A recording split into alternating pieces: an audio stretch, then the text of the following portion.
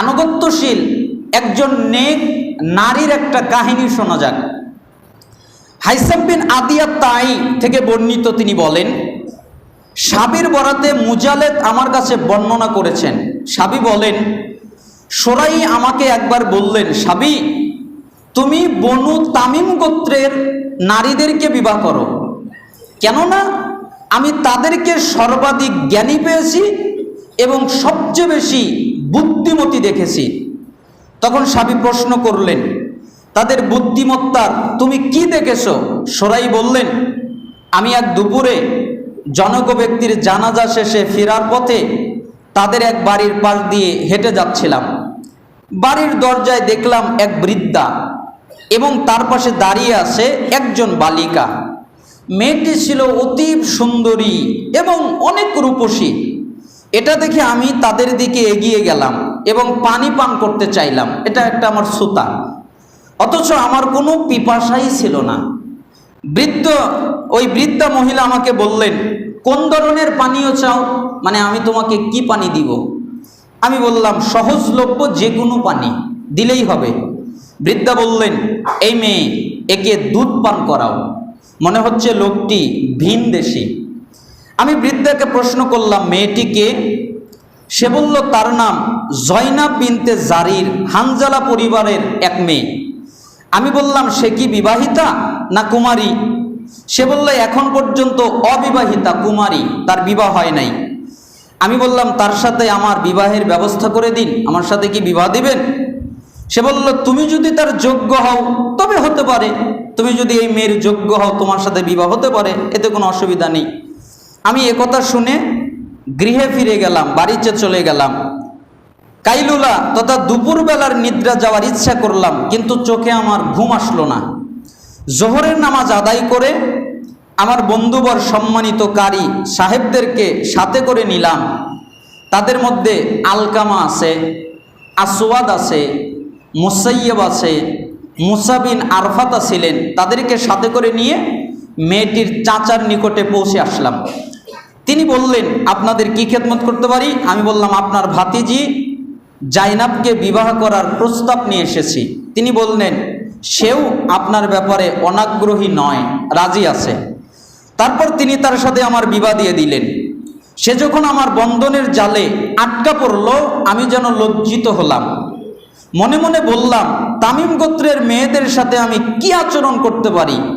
আবার তাদের অন্তরের রূঢ়তার কথাও আমার মনে ভাসলো। মনে মনে বললাম, তাকে তালাক দিয়ে দিব নাকি? আবার বললাম, যা হওয়ার হয়েছে তাকে রেখেই দেই, মর্জি মোতাবেক চললে তো ভালোই হবে, অন্যতা পথ তো খোলাই আছে। যদি আমার মতো চলে তাহলে রেখে দিব, আর যদি উল্টাপাল্টা করে তাহলে ছেড়ে দিব। আমি মনে মনে বললাম, সুন্নাত তো হচ্ছে স্ত্রীকে স্বামীর নিকট প্রবেশ করালে 2 রাকাত সালাত আদায় করা, তারপর আল্লাহর কাছে স্ত্রীর কল্যাণ কামনা করা ও কল্যাণ থেকে স্ত্রীর কপালে হাত রেখে আল্লাহর কাছে আশ্রয় প্রার্থনা করা। তাই আমি 2 রাকাত নামাজ আদায় করলাম। নামাজ শেষে সালাম ফিরিয়ে দেখি সেও আমার পিছনে আমার অনুসরণ করে নামাজ আদায় করছে। নামাজ শেষ করলে তার দাসীরা এসে আমার পরনের কাপড় নিয়ে হলুদ রঙের একটি চাদর আমাকে পরিয়ে দিল। ঘর থেকে লোকজন প্রস্থান করলে আমি স্ত্রীর নিকটবর্তী হতে চাইলাম এবং তার দিকে হাত বাড়ালাম, কিন্তু সে আমাকে বাধা দিয়ে বলল, আবু উমাইয়া, একটু থামুন, একটু প্রশান্তি অনুভব করুন, একটু শান্তি বজায় রাখুন, একটু ধৈর্য ধরুন। তারপর বলা শুরু করলো, আলহামদুলিল্লাহি আহমাদুহু ওয়াস্তাঈনুহু, এইভাবে খুতবা দেওয়া শুরু করলো। আমি বললাম, বাহ, বিবাহের দিনে স্ত্রী আবার খুতবা দিচ্ছে।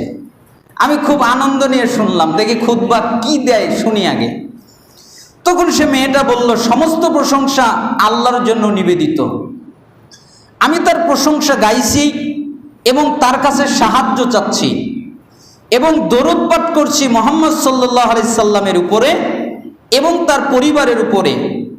নিঃসন্দেহে আমি আপনার কাছে একজন অপরিচিত নতুন নারী। আমি আপনার আচরণ জানি না, আমি আপনার অভ্যাস জানি না, আমি আপনার রীতিনীতি জানি না, আমি আপনার সম্পর্কে অবগত নই। আমি আপনার কিছুই জানি না, দয়া করে আপনি কি বলবেন আমার কাছে কি রকম আচরণ আপনি ভালোবাসেন, মানে আমি কি আচরণ করলে আপনি খুশি হবেন, যাতে করে আমি আপনার পছন্দ মতো চলতে পারি, আর আপনি যা অপছন্দ করেন তা থেকে বিরত থাকতে বলি। এই কথা সে আমাকে বলল। সে আরো বলল, সন্দেহ নেই যে আমার গোত্রে আপনার উপযুক্ত মেয়ে ছিল, আর আমার গোত্রেও আমার জন্য উপযুক্ত স্বামী ছিল, এটা ছিল, কিন্তু আল্লাহ যা ফাইসালা করে রেখেছেন তা তো অবশ্য হবেই। আল্লাহর যা নির্দেশ হয় মানুষ সেটাই করে, অতএব আপনার যার মালিক হয়েছেন তার সাথে আল্লাহর নির্দেশ মোতাবেক আচরণ করবেন, অর্থাৎ সৎভাবে সাংসারিক জীবন পরিচালনা করা, অন্যতা ভালোভাবে পৃথক করে দেওয়া। আমার কথা এটুকুই। আমি আল্লাহর কাছে আপনার জন্য এবং আমার জন্য মাগফিরাত কামনা করছি। সরাই বলেন, সাবি তার এই কথা শুনে আমিও একটা বক্তব্য দেওয়া শুরু করলাম, যে স্ত্রী যেহেতু একটা বক্তব্য দিয়েছে তাহলে আমি আর একটা বক্তব্য দেই। আমি বললাম আলহামদুলিল্লাহি ওয়াহদা, এইভাবে খুতবা পড়লাম। বললাম, নিঃসন্দেহে তুমি এমন কিছু কথা বলেছ, যদি তার উপরে তুমি দৃঢ় থাকো, অটল থাকো, তবে তোমার উপকার হবে, তোমার কোনো ক্ষতি আমার দ্বারা হবে না। কিন্তু যদি তুমি তার বিপরীত করো, তবে তোমার কথাই তোমার বিপক্ষে দলিল হিসেবে উপস্থাপিত হবে। তুমি যা বলেছ এটা তোমার বিরুদ্ধেই দাঁড়াবে। আমি এইরূপ আচরণ পছন্দ করি, এইরূপ আচরণ অপছন্দ করি। আমরা দুজনই একই সূত্রে গাথা। তুমি আমাকে ছেড়ে যাবে না, ভালো কিছু দেখলে তার প্রচার করবে। আমার যদি ভালো কিছু দেখো তাহলে মানুষের কাছে বলে বেড়াবে, আর যদি মন্দ কিছু দেখো তাহলে তুমি তা গোপন রাখবে, কারো কাছে বলবো না। এই লোকদেরকে আমি ভালোবাসি, এরা আমার ঘরে আসতে পারে, এতে কোনো অসুবিধা নেই। এদেরকে আমি ঘৃণা করি, এরা আমার ঘরে আসতে পারবে না। এই আচরণগুলো আমি ভালোবাসি, এই আচরণগুলো আমি ঘৃণা করি। মেয়েটি বলল, আরো কিছু কথা ছিল যা বলা হয়নি। আমার পরিবারের লোকদের বেড়াতে আসা আপনি কি পছন্দ করেন? আমার মা আসবে, আমার ভাই আসবে, আমার বোন আসবে, আমার বাপ আসবে, এটাকে আপনি পছন্দ করেন? আমি বললাম, না, আমি চাই না আমার শ্বশুর বাড়ির লোকেরা এসে আমাকে পেরেশানির কারণ করে দাঁড়ায়। আমার শ্বশুর আসুক এটা আমি চাই না, আমার শাশুড়ি আসুক এটা আমি চাই না, আমার শালিকা আসুক এটা আমি চাই না, আমার শালা আসুক এটা আমি চাই না, তবে মাঝে মধ্যে আসতে পারে, কিন্তু বেশি পেরেশানির কারণ হবে এটা আমি চাই না। তখন মেয়েটা বলল, আচ্ছা ঠিক আছে, আপনার কোন কোন প্রতিবেশী আপনি ভালোবাসেন তাদেরকেও এলে ভিতরে আসার অনুমতি দেব, আর কি আসলে অনুমতি দিব না। আমি তাকে বলে দিলাম, অমুকে আসলে অনুমতি দিবে, অনেক ভালো লোক তারা, আর তারা আসলে অনুমতি দিবা না। আমি বললাম, অমুক গোত্রের লোকেরা ভালো মানুষ, আর অমুক গোত্রের লোকেরা অসৎ। সুরাই বলেন, সাবি আমি তার সাথে আনন্দময় একটি রাত কাটালাম। সে আমার সাথে পূর্ণ 1 বছর অবস্থান করলো। এর মধ্যে তার ভিতরে আমি কোনো অপছন্দ নিয়ে কিছু দেখি নাই। বছর পূর্ণ হলে আমি বিচারালয় থেকে একদিন বাড়িতে ফিরে এসে দেখি এক বৃদ্ধ মহিলা গৃহের তদারকি করছে। এটা করো, সেটা করো, এরকম করে করো, সেরকম করে করো। আমি প্রশ্ন করলাম, ইনি কে? বাড়ির লোকেরা বলল, আপনার শ্বশুর পক্ষের অমুক লোক। তার মানে আমি বুঝতে পারলাম 1 বছর বাদে আমার শ্বশুর বাড়ির লোক আসলো।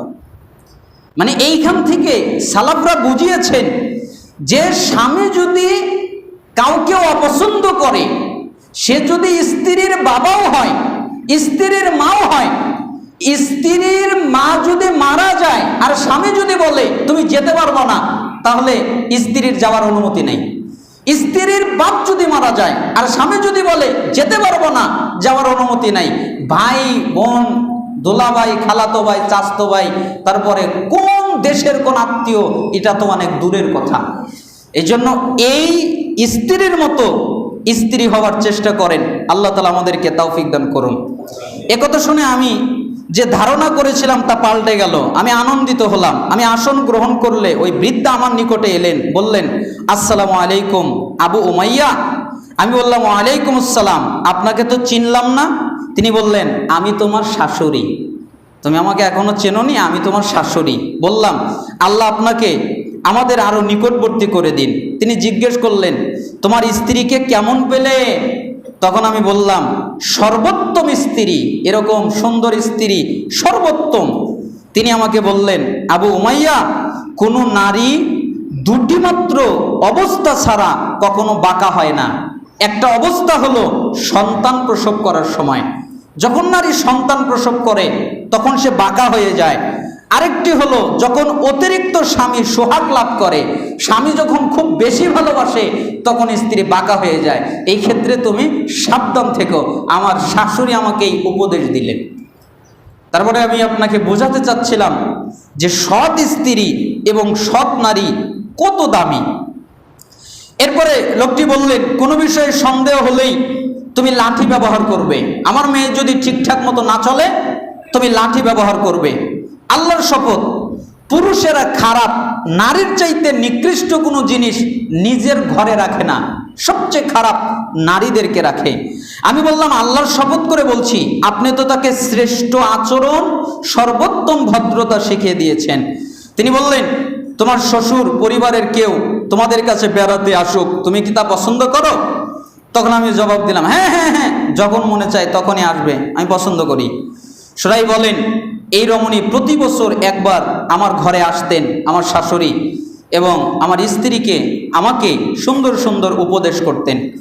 মেয়েটিকে নিয়ে আমি 20 বছর সংসার করেছি। এর মাঝে অপ্রীতিকর কোনো কিছু তার পক্ষ থেকে আমি পাইনি। তার দ্বারা এমন কিছু ঘটেনি যা আমার রাগের কারণ হয়। আমি সর্বদাই তার উপরে খুশি থেকেছিলাম। কিন্তু একটা বার তখন আমি তার উপরে জুলুম করেছিলাম, আমার কারণেই আমি রেগে গিয়েছিলাম। একদিন গৃহে আমি ফজরের 2 রাকাত সুন্নাত নামাজ আদায় করলাম। এমন সময় মুয়াজ্জিন নামাজের ইকামত দিতে লাগলো। আমি ছিলাম মসজিদের ইমাম। হঠাৎ থেকে একটা বিষধর বিচ্ছু হেঁটে বেড়াচ্ছে। আমি ওটাকে একটা পাত্র দিয়ে ঢেকে দিলাম। তারপর স্ত্রীকে বললাম, জাইনাব, আমি ফিরে না আসা পর্যন্ত তুমি নড়াচড়া করবা না, তুমি এখানেই থাকবা। নামাজ শেষে ফিরে এসে দেখি বিচ্ছুটি আমার স্ত্রীকে ধ্বংসন করেছে। সাথে সাথে আমি সূরা ফাতিহা এবং সূরা ফালাক নাস পড়ে তাকে ঝাড়তে লাগলাম। যেহেতু আমি তাকে বলেছিলাম আমি ফিরে না আসা পর্যন্ত তুমি নড়াচড়া করবা না, তাই বিচ্ছুটি পাত্রের নিচ থেকে বের হয়ে তাকে ধর্ষণ করে আঘাত করেছিল। কেন? স্ত্রীকে বলেছিলাম নড়াচড়া করো না, ওইভাবেই দাঁড়িয়েছিল। বিচ্ছু কামড়িয়েছে, তাও নড়াচড়া করেনি।